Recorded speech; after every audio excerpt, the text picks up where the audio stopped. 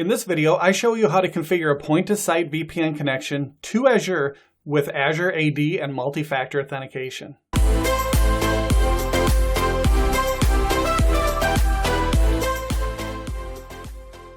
Hello everyone, a couple weeks ago I did a video going over the basics of Azure point-to-site VPNs and then created a VPN connection on a basic gateway with certificate-based authentication.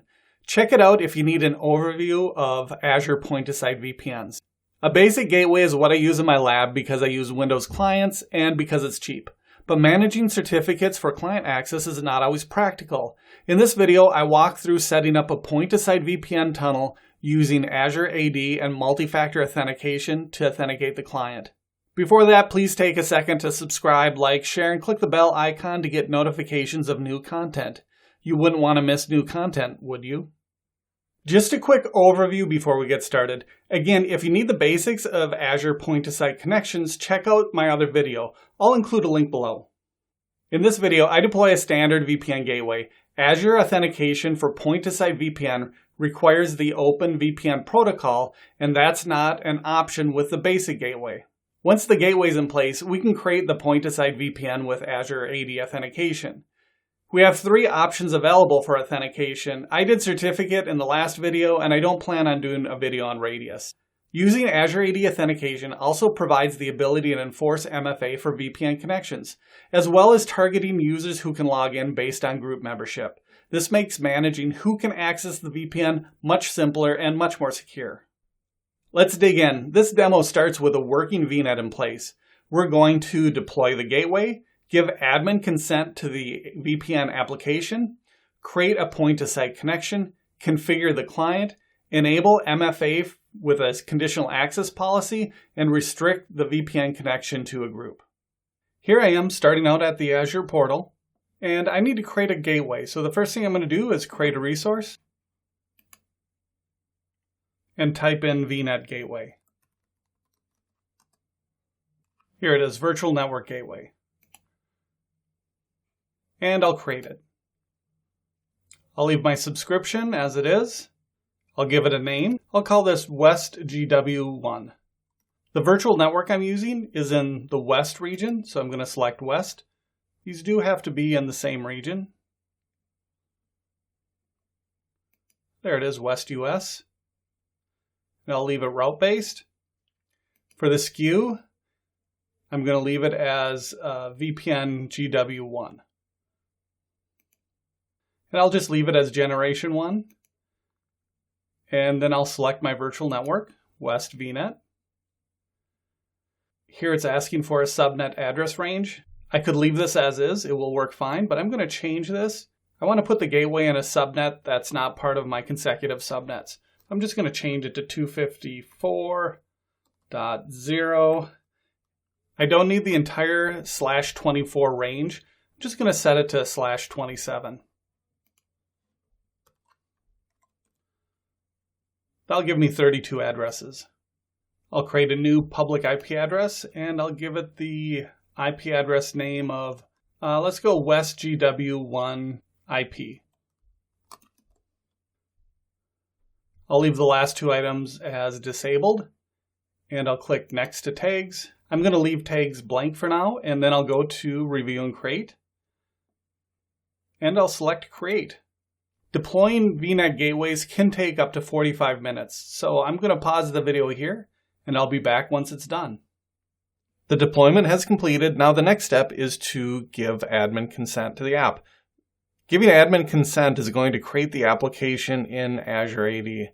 This only needs to be done once in the Azure AD tenant. So I'm going to go over to another window. There's a URL we need to go to give admin consent. Check below for any of the links I use in this demo. Log in with an admin account sourced from Azure AD.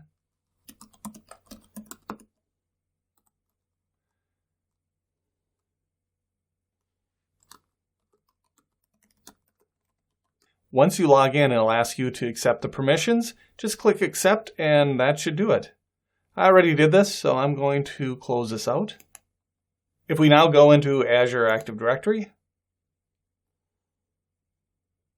and go to Enterprise Applications, You can see right here I have Azure VPN. We'll come back to this shortly.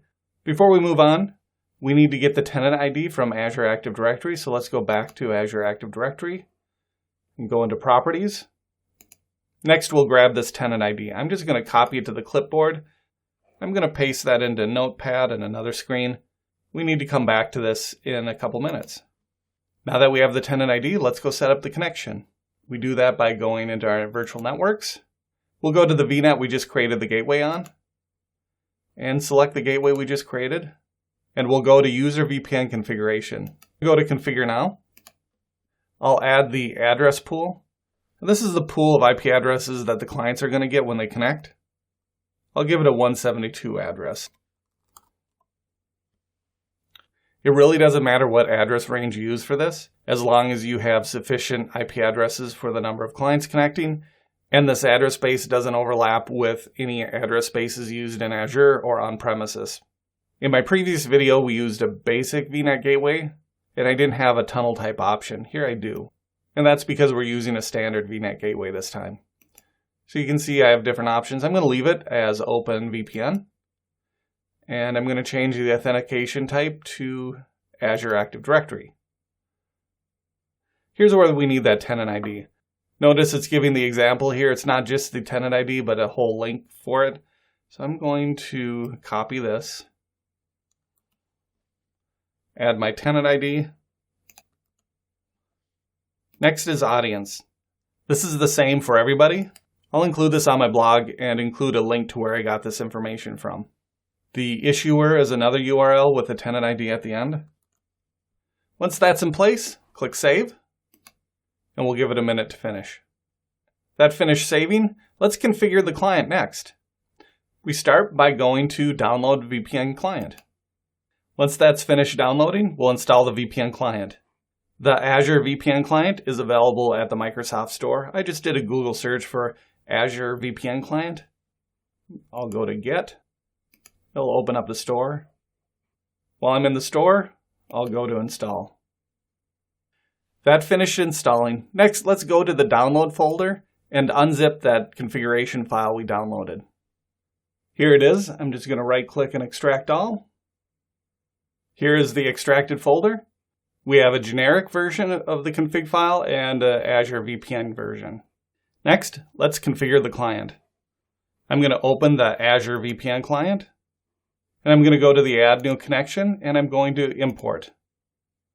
From here, I'll go to the folder we extracted the config files to, go into Azure VPN, and select the Azure VPN config.xml. And everything we need is all set. So I'll save. Let's give it a try. I'm going to go to Connect, and I'll sign in with an Azure AD user. And I'm just going to uncheck this and click No, sign into this app only. And there it is, I'm connected. I have a VPN IP address of 172.16.254.2. I'll disconnect. Great, so far everything's working as expected. Next, let's set up MFA. Here we are back at the Azure portal, and we're going to set up MFA. The first thing we have to do is go to Azure Active Directory, go to Enterprise Applications, and find that Azure VPN. Told you we'd get back to it. And over here on the left, you can see under Security, Conditional Access. So let's click that, and we'll create a new policy. And I'm going to give it a name. I'll just call this VPN MFA. Here I can set users and groups. I'm going to set it to all users. Under Cloud Apps or Actions, we already have Azure VPN selected. And then we go to Grant and select Require Multi-Factor Authentication. And if you did want to set other controls, you could select them here. But I'm just working with MFA and require all the selected controls, and I'll click Select. And the last thing I have to change is enable the policy. If you just want to see what happens, you can leave it as report only and come back and see when that condition's met. But I'm going to turn it on, and I'll create. Now that condition's enabled, and if I come back, I'm going to reconnect.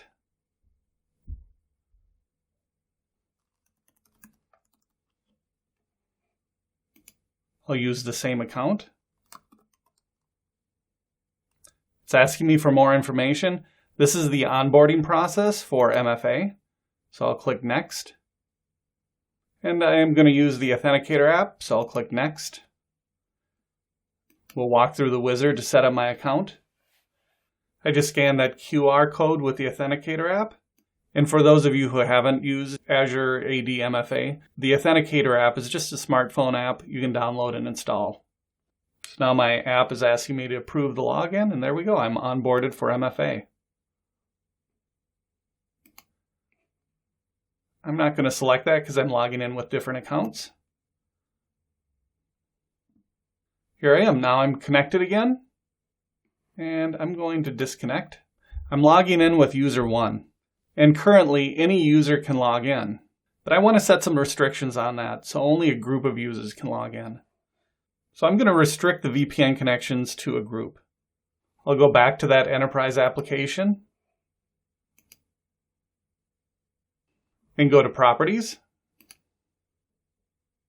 and change User Assignment Required from No to Yes. And click Save. Next, I'll go to Users and Groups. And I'll click Add User. And I've got a group called VPN users. I'm going to select that and assign. Now before I try to log it in again, I'm going to go to Configure and clear the saved account and connect. That way I have to log in again.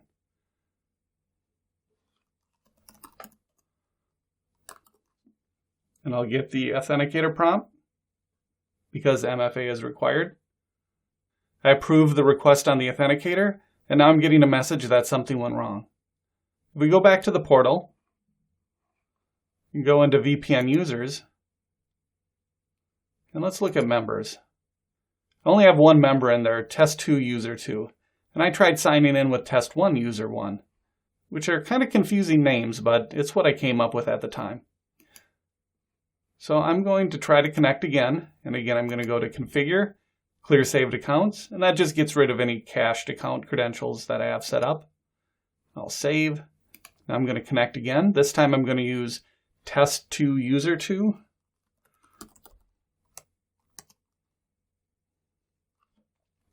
And now I have to onboard again because MFA is enabled. I'll just walk through the process and come right back. Okay, so I'm done. And I'll just uncheck that. And now I'm connected. So that's working exactly as expected. Let's see, what did we go over? We went over deploying the gateway. We granted admin consent. That created the enterprise application in Azure AD. We created the point-to-site connection. Then we configured the client and tested the login. After that, we enabled multi-factor authentication with a conditional access policy. There is one other thing I want to go over quick before I end this. I used a conditional access policy to enforce MFA. You can only use a conditional access policy if you have Azure AD Premium P1 or above. I assume that most people, especially anybody with enterprises who are looking at this, probably has P1 licensing in place. If you don't, I'm going to show you how to enable it per user. We can go over to Azure Active Directory, Users. Under All Users Preview, you can go to Multi-Factor Authentication. This is going to open up another window. Here I can search, and I can find my user. I can enable MFA on that user if I want to enforce MFA, or I can manage user settings. So here we can require selected user to provide contact methods again, delete all existing app passwords generated by the selected user, or restore multi-factor authentication on all remembered devices. So that's the process of enabling MFA per user. It's not as flexible as conditional access, but that's why conditional access comes at a premium. That is it for the demo. I hope you found this helpful. Don't forget to subscribe and like if you enjoyed it. Thanks for watching.